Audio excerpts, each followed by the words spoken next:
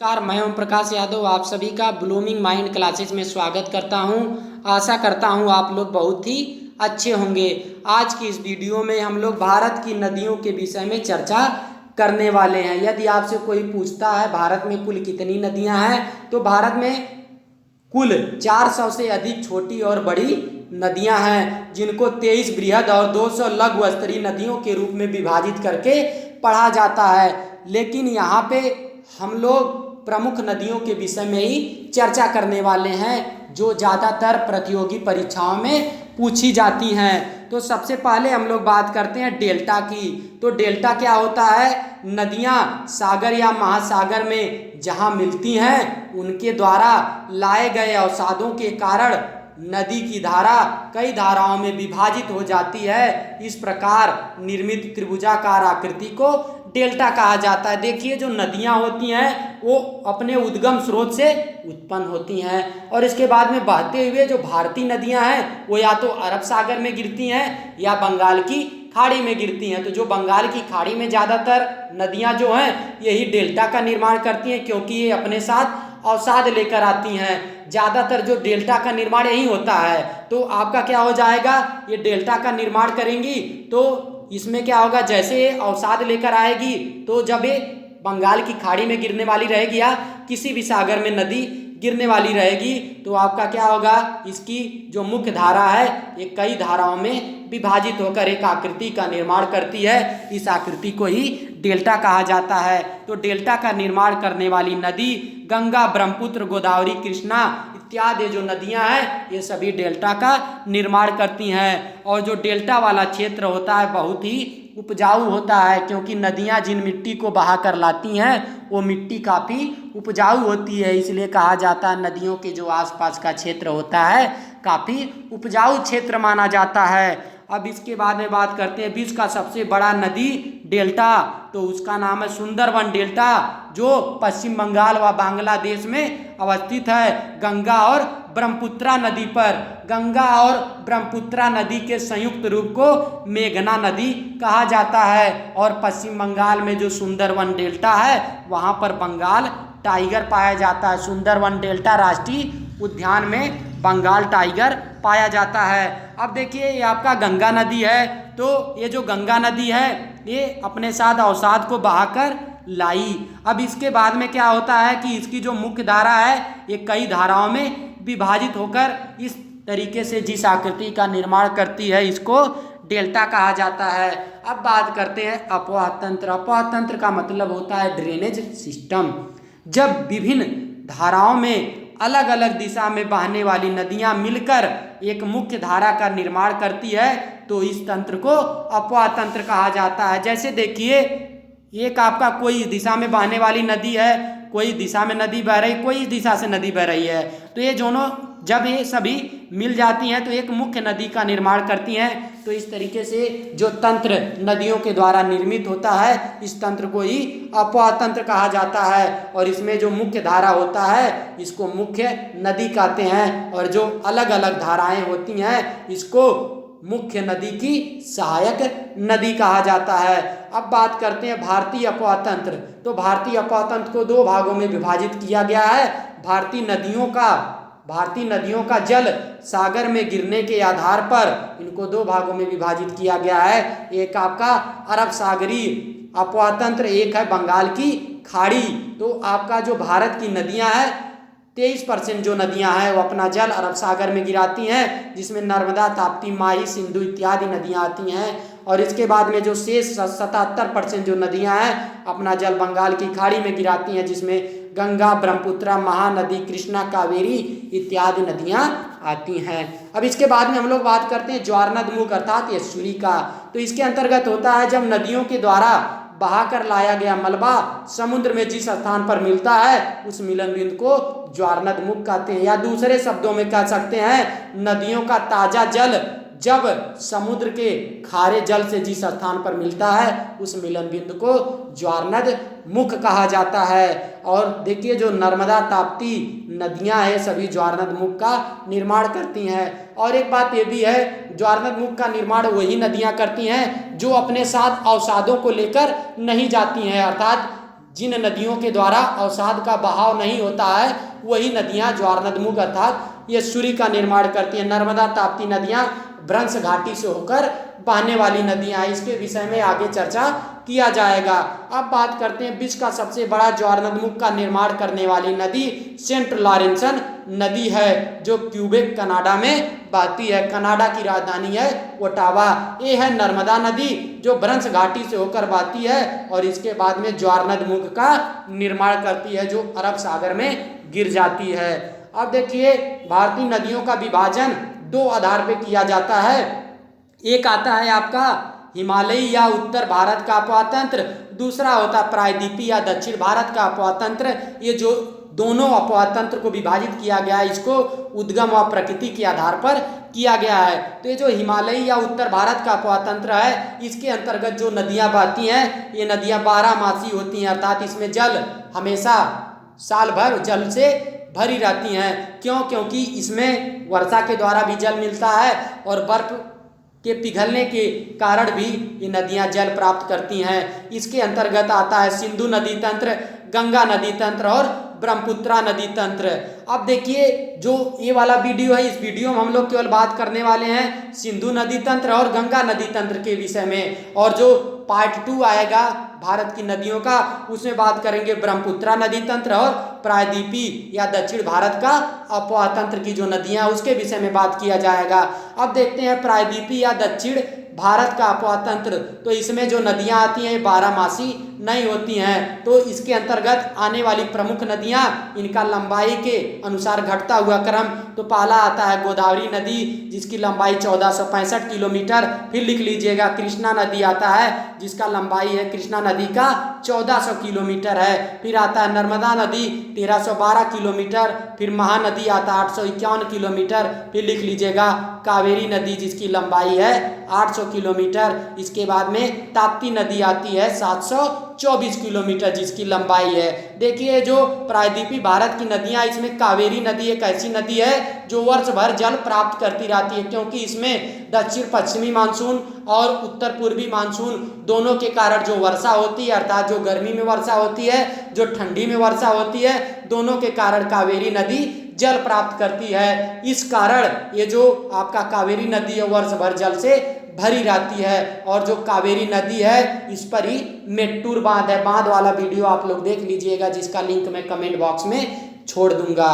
और देखिए बात करते हैं गोदावरी नदी, तो गोदावरी नदी को दक्षिण भारत की गंगा या बृहद गंगा के नाम से भी जाना जाता है, जो काफी महत्वपूर्ण है। दक्षिण भारत की गंगा या बृहद गंगा किसे कहा जाता है, तो उसका नाम है गोदावरी नदी। अब देखिए यहाँ पे आपका भारत का मैप है, इसमें है इंडस बेसिन जो सिंधु घाटी नदी है, और इसके बाद में गंगा नदी है, यहाँ पे ब्रह्मपुत्रा नदी है, और यहाँ पे माही नदी है, और यहाँ नर्मदा नदी, ताप्ती नदी, गोदावरी नदी और कृष्णा नदी, और ये पेनार नदी है, और ये कावेरी नदी, जिनके विषय में हम लोग धीरे धीरे आगे चर्चा करने वाले हैं। अब हम लोग सबसे पहले बात करते हैं सिंधु नदी तंत्र। तो सिंधु नदी तंत्र के अंतर्गत 6 नदियां आती हैं, जिसमें बात किया जाता है सिंधु नदी, झेलम, चिनाब, रावी, ब्यास और सतलज नदी। अब देखिए इसमें काफी महत्वपूर्ण एक पॉइंट है सिंधु जल समझौता। सिंधु जल समझौता 1960 में भारत और पाकिस्तान के मध्य में सिंधु नदी तंत्र की नदियों के मध्य एक जल समझौता के रूप में होता है, जिसके अंतर्गत 3 पश्चिमी नदियां सिंधु, झेलम, चिनाब, ये जो नदियां हैं इसका 80% जो जल है पाकिस्तान यूज करेगा, और इसका 20% जो जल है वो भारत यूज करेगा। और इसके बाद में जो 3 पूर्वी नदियां हैं रावी, ब्यास और सतलज, जो रावी, ब्यास और सतलज 3 नदियां हैं, इनका जो जल है 80% जल भारत यूज करेगा, और इसके बाद में जो 20% जल है वो इसका पाकिस्तान यूज करेगा। तो इसमें जो नदियां हैं इनका मतलब ये जो आपका 3 पश्चिमी नदियां हैं और इसके बाद में जो 3 पूर्वी नदियां हैं, तो इसमें हम लोग बात करते हैं जो 5 नदी। तो ये जो 5 नदियां हैं इनके कारण ही आपका पंजाब का जो नाम पड़ा है इन्हीं 5 नदियों के कारण पड़ा है, क्योंकि पंजाब इन 5 नदियों के किनारे बसा हुआ है, तो जिसके कारण उसका नाम पंजाब पड़ा है। तो ये जो देखिए जो नदियां हैं तीन पूर्वी नदियां हैं, इनका जो अधिकांश जल है इसका प्रयोग पंजाब, हरियाणा, राजस्थान क्षेत्र में सिंचाई के लिए किया जाता है। अब देखिए यहाँ पे बात करते हैं, ये आपका सिंधु नदी है। सिंधु नदी इस तरीके से आपका निकलता है, यहाँ से हिमालय से सिंधु नदी निकलती है और इसके बाद में ये आपका कराची के पूर्व से होते हुए अरब सागर में गिर जाती है। फिर इसके बाद में बात करते हैं, झेलम नदी आती है, फिर चेनाब नदी आती है, फिर रावी आता है, फिर ब्यास आता है, फिर सतलज आता है। सबके विषय में अभी बारी बारी से चर्चा की जाएगी। तो इसमें पहले हम लोग बात करते हैं सिंधु नदी। तो ये जो सिंधु नदी है, ये आपका सिंधु नदी की जो लंबाई है, कुल लंबाई 2880 किलोमीटर है और भारत में इसकी लंबाई 1114 किलोमीटर है। सिंधु नदी का उद्गम तिब्बत में कैलाश पर्वत में मानसरोवर झील से होता है और तिब्बत में इसको सिग्गी खम्बान या शेरमुख कहते हैं। देखिए सिंधु नदी के विषय में कोई पूछेगा तो इसका उद्गम कैलाश के मानसरोवर झील से होता है और इसको तिब्बत में सिग्गी खम्बान या शेरमुख कहा जाता है। और ये जो नदी है उत्तर पश्चिम दिशा में बहते हुए भारत में लद्दाख में प्रवेश करती है और गिलगित से होते हुए दर्दिस्तान के पास पाकिस्तान में प्रवेश करती है। सिंधु नदी दक्षिण की ओर बहती हुई मिठानकोट के पास पंचनद का निर्माण करती है। ये जो सिंधु नदी है ये क्या करेगी, मिठानकोट के पास पंचनद का, यहाँ पे आपका पंचनद का निर्माण करती है। पंचनद में 5 नदियाँ होती हैं, झेलम, चिनाब, रावी, ब्यास और सतलज। ये जो नदियाँ होती हैं ये आपका पंचनद का निर्माण करती हैं। सिंधु नदी के दाएं तट पर स्थित शहर, कभी कभी परीक्षाओं में पूछा जाता है सिंधु नदी के दाएं तट पर स्थित शहर कौन सा है, तो भारत का एकमात्र शहर लद्दाख का लेह शहर सिंधु नदी के दाएं तट पर स्थित है और सिंधु नदी कराची के पूर्व में होते हुए अरब सागर में मिल जाती है। सिंधु नदी हिमालय की सबसे पश्चिमी नदी है। अब देखिए बात करते हैं झेलम नदी, जिसका प्राचीन नाम बितस्ता था। झेलम नदी या कश्मीर घाटी के दक्षिण पूर्वी भाग में पीर पंजाल में बेरीनाग के निकट शेषनाग झरने से निकलती है और पाकिस्तान में झंग के निकट या चेनाब नदी से मिल जाती है। यह भारत के श्रीनगर व बुलर झील से होकर बहती है। बुलर झील भारत की मीठे पानी की सबसे बड़ी झील है, जो बुलर झील है, जो जम्मू कश्मीर में अवस्थित है। किशनगंगा झेलम की प्रमुख सहायक नदी है। अब देखिए बात करते हैं चेनाब, जिसका प्राचीन नाम था अस्किनी नदी। ये सिंधु नदी की सबसे बड़ी सहायक नदी है। चेनाब नदी चंद्रा तथा भागा 2 नदियों के संगम से हिमाचल प्रदेश के बाड़ालच्चे दर्रे से उत्पन्न होती है, जिस कारण इसे चंद्रा भागा भी कहा जाता है, क्योंकि जो चिनाब नदी है वो 2 नदियों से मिलकर बनी है, चंद्रा और भागा नदी, इस कारण इसको संयुक्त रूप चंद्रा भागा कहा जाएगा। और ये पाकिस्तान के त्रिमू के निकट झेलम नदी में जाकर मिल जाती है। चेनाब नदी की सहायक नदी है रावी, चंद्रा और भागा नदियाँ। तो इस तरीके से आपको समझ में आ रहा होगा। फिर देखिए बात करते हैं रावी, जिसको परुसड़ी या इरावती नदी के नाम से भी जाना जाता है। यह हिमाचल प्रदेश के रोहतांग दर्रे के पश्चिम से निकलती है और चंबा घाटी से होकर बहती है और ये पाकिस्तान के झांग जिले की सीमा पर चेनाब नदी में मिल जाती है। चेनाब नदी से क्या होती है, मिल जाती है। फिर बात करते हैं ब्यास, जिसका नाम था बिपाशा नदी।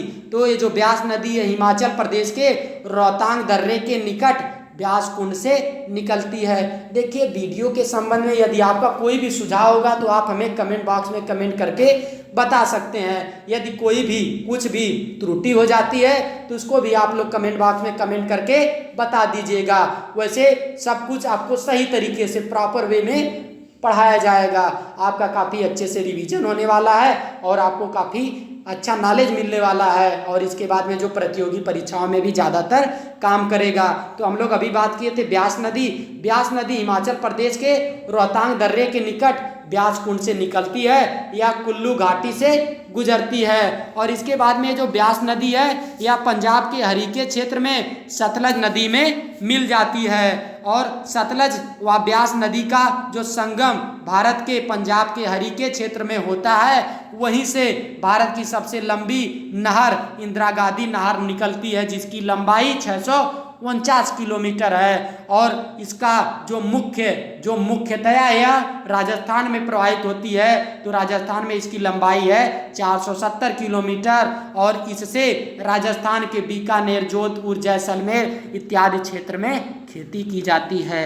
अब देखिए बात करते हैं सतलज नदी। आप लोग क्या करिएगा, धीरे धीरे, मतलब आप यदि लगातार 20 मिनट नहीं पढ़ सकते हैं तो 5 मिनट पढ़िए, फिर 5 मिनट पढ़िए, सीक्वेंस वाइज सीक्वेंस पढ़िए, तो आपको धीरे धीरे सब कुछ समझ में आएगा। और इसके बाद में देखिए बात करते हैं सतलज नदी, जिसको सतुर्दी के नाम से भी जाना जाता है। तो इसका उद्गम तिब्बत के राकसताल झील से होता है और वहाँ इसको लांगचेन खवाब के नाम से जाना जाता है। और ये जो सतलज नदी है, ये सिंधु नदी के समानांतर 400 किलोमीटर बहते हुए भारत में शिवकिले दर्रे से प्रवेश करती है और पाकिस्तान के बहावलपुर में चिनाब नदी में मिल जाती है। और सतलज नदी पर ही भाखड़ा नागलबाद हिमाचल प्रदेश में अवस्थित है। तो पूछा जाएगा आपसे, भाखड़ा नागलबाद किस नदी पर है, तो सतलज नदी पर है। कहाँ पर है, हिमाचल प्रदेश में है। तो आप लोग बांध वाला भी वीडियो देख लीजिएगा। अब देखिए बात करते हैं गंगा नदी तंत्र। तो जो गंगा नदी तंत्र है ये काफ़ी महत्वपूर्ण है, इसको आप लोग बहुत ही अच्छे से पढ़िएगा। इसमें भारत की जो सबसे लंबी नदी गंगा नदी भारत की सबसे लंबी नदी है। देखिए दो बातें होती हैं, यदि पूछा जाता है आपसे भारत की सबसे लंबी नदी कौन सी है, तो उसका नाम है गंगा नदी। भारत में बहने वाली सबसे लंबी नदी कौन सी है, तो उसका नाम है ब्रह्मपुत्रा नदी। तो जो ब्रह्मपुत्रा नदी है भारत में बहने वाली सबसे लंबी नदी है और भारत की सबसे लंबी नदी गंगा नदी है, जिसकी लंबाई 2525 किलोमीटर है, लेकिन भारत में इसकी लंबाई 2071 किलोमीटर है। शेष इसकी लंबाई बांग्लादेश में है। गंगा नदी उत्तराखंड में 310 किलोमीटर इसकी लंबाई है और उत्तर प्रदेश में सबसे ज़्यादा 1140 किलोमीटर, बिहार में 455 किलोमीटर, पश्चिम बंगाल में 520 किलोमीटर इसकी लंबाई है। जो गंगा नदी है इसका उद्गम आपका उत्तराखंड, गंगा नदी का उद्गम उत्तराखंड में देवप्रयाग से होता है। और जो आपका गंगोत्री हिमनद होता है, यहाँ पे आप लोग लिख लीजिएगा, गंगोत्री हिमनद से भागीरथी नदी निकलती है और सतपथ हिमानी से अलकनंदा निकलती है। ये दोनों देवप्रयाग में मिलती हैं और इसी से आपका गंगा नदी बहती है। तो गंगा नदी का उद्गम देवप्रयाग से होता है। दो नदियों के मिलने के कारण सतपथ हिमानी से निकली अलकनंदा और गंगोत्री से निकली भागीरथी नदी जब देवप्रयाग में मिलती है तो गंगा नदी का निर्माण होता है।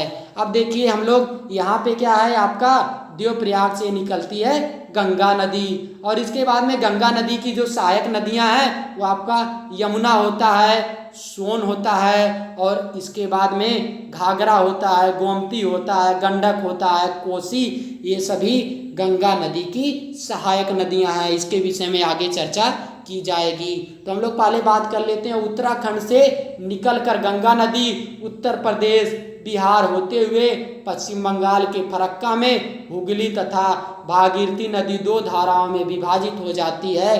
भागीरथी नदी बांग्लादेश में प्रवेश करती है जिसे पद्मा कहते हैं और इसमें ब्रह्मपुत्रा नदी मिलती है जिसका बांग्लादेश में नाम है जमुना के नाम से इसको पुकारा जाता है और इन दोनों का संयुक्त रूप मेघना के नाम से पुकारा जाता है जो बंगाल की खाड़ी में गिर जाती है।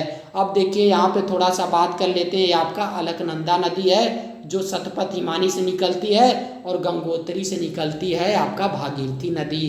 तो यहाँ पे देखिए आपका जो अलकनंदा नदी धौली गंगा अलकनंदा नदी से जहाँ मिलती है उस स्थान को कहा जाता है विष्णुप्रयाग। और इसके बाद में नंदाकिनी नदी अलकनंदा से जिस स्थान पर मिलती है उस स्थान को कहा जाता है नंदप्रयाग।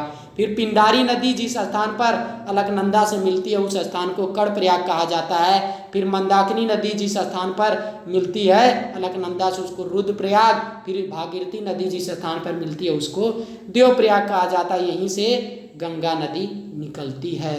तो यहाँ पे बात कर लेते हैं मंदाकिनी नदी के किनारे बसा हुआ शहर, तो कौन सा है, केदारनाथ। केदारनाथ मंदाकिनी नदी के किनारे बसा हुआ है और इसके बाद में भागी जो बद्रीनाथ है वो आपका अलकनंदा के किनारे बसा हुआ है। कभी कभी पूछा जाता है केदारनाथ किस नदी के किनारे बसा हुआ है, तो केदारनाथ मंदाकिनी नदी के किनारे बसा हुआ है। तो इस तरीके से आपको समझ में आ रहा होगा। फिर देखिए अभी एनटीपीसी का एग्जाम हुआ था तो उसमें पूछा गया था पिंडारी नदी जिस स्थान पर मिलती है अलकनंदा से उसको क्या कहते हैं, तो उसको कर्णप्रयाग कहा जाता है। जो 5 प्रयाग हैं उसको याद कर लीजिएगा, विष्णु प्रयाग, नंद प्रयाग, कर्णप्रयाग, रुद्रप्रयाग और देवप्रयाग ये जो हैं।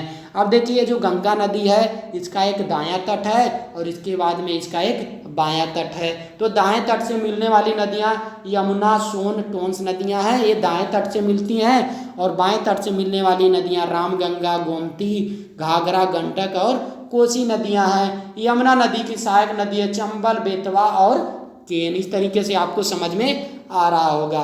फिर देखिए बात करते हैं गंगा के किनारे बसे हुए शहर। तो गंगा के किनारे जो प्रमुख शहर बसे हुए हैं उसमें ऋषिकेश, हरिद्वार, कन्नौज, कानपुर, प्रयागराज, गाजीपुर, छपरा, पटना, हाजीपुर, भागलपुर और फरक्का। यही जो फरक्का है यहीं पे गंगा नदी 2 भागों में विभाजित हो जाती है।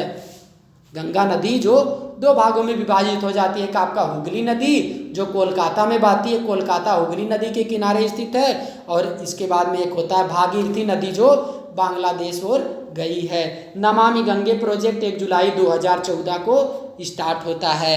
गंगा नदी की सहायक नदियां यमुना, गंडक, घाघरा, कोसी, रामगंगा, गोमती, दामोदर, सोन और सरयू है। और यमुना नदी की सहायक नदियां चंबल, बेतवा, केन और काली सिंधी है। अब देखिए हम लोग बात करते हैं यमुना नदी की। तो यमुना नदी गंगा की सबसे लंबी सहायक नदी है। यदि आपसे पूछा जाता है गंगा की सबसे लंबी सहायक नदी कौन सी है तो उसका नाम है यमुना नदी गंगा की सबसे लंबी सहायक नदी है। अब देखिए इसका जो उद्गम होता है यमुना नदी का यमुनोत्तरी हिमनद हिमालय की बंदरपूछ श्रेणी से यमुना नदी का उद्गम होता है। और इसमें मैसूर श्रेणी में जो मसूर श्रेणी है यहाँ पे टोंस नदी यमुना नदी में आकर मिल जाती है। यमुना नदी हरियाणा, दिल्ली, उत्तर प्रदेश, आगरा, मथुरा होते हुए प्रयागराज में गंगा से मिल जाती है। प्रयागराज में गंगा से 3 नदियाँ मिलती हैं, यमुना, सरस्वती और गंगा। यमुना, सरस्वती और गंगा प्रयागराज में 3 नदियाँ आपस में मिलती हैं। जो सरस्वती नदी है वो विलुप्त हो चुकी है। सरस्वती नदी को अंतस्थली नदी कहा जाता है। अंतस्थली नदियाँ वे नदियाँ होती हैं जो अरब सागर में ना गिरकर धरातल पर ही समाप्त हो जाती हैं, विलुप्त हो जाती हैं। जैसे लूनी नदी भी एक अंतस्थली नदी का उदाहरण है। और इसके बाद में यमुना नदी की सहायक नदी चंबल, बेतवा, केन और काली सिंधी है। तो इस तरीके से आपको समझ में आ रहा होगा। देखिए जो गंगा नदी है, गंगा नदी में यमुना नदी मिलती है, फिर गोमती मिलती है, घाघरा मिलती है, गंडक मिलती है, कोसी मिलती है और सोन नदी मिलती है और तमसा भी मिलती है। किसमें? गंगा में। गंगा की सभी सहायक नदियां हैं। और यमुना की सहायक नदी अभी बात किए थे, चंबल होता है, बेतवा होता है और इसके बाद में एक केन था और क्या है आपका काली सिंधी। अब देखिए आगे बात करते हैं। यमुना की जो लंबाई है 1370 किलोमीटर है। चंबल नदी की लंबाई 965 किलोमीटर है। इसका उद्गम मध्य प्रदेश के मालवा पठार में महू के निकट जनापाव पहाड़ी से होता है। और चंबल नदी राजस्थान के कोटा से होते हुए इटावा के समीप में चंबल नदी राजस्थान के कोटा से होते हुए इटावा के समीप में यमुना नदी में जाकर मिल जाती है। और गांधी सागर बांध कोटा में चंबल नदी पर ही स्थित है। चंबल नदी एक अध्यारोपित नदी है। अध्यारोपित ऐसी नदियां जो खड्ड का, बड़े बड़े खड्ड का, गड्ढे का निर्माण करती हैं उसको अध्यारोपित नदी कहा जाता है। चंबल नदी के कारण ही चंबल खड्ड का निर्माण होता है। अब देखिए आगे बात करते हैं बेतवा नदी। बेतवा नदी का उद्गम मध्य प्रदेश के रायसेन जिले के कुमरा गांव के निकट विंध्य पर्वतमाला से होता है। और इसका संगम, ये जो बेतवा नदी है हमीरपुर के निकट, बेतवा नदी यहाँ पे देख लीजिए, बेतवा नदी हमीरपुर के निकट यमुना नदी में जाकर मिल जाती है। तो इस तरीके से आपको समझ में आ रहा होगा। फिर देखिए बात करते हैं हम लोग ओरछा व सांची का स्तूप। ओरछा और सांची का स्तूप बेतवा नदी के किनारे स्थित है।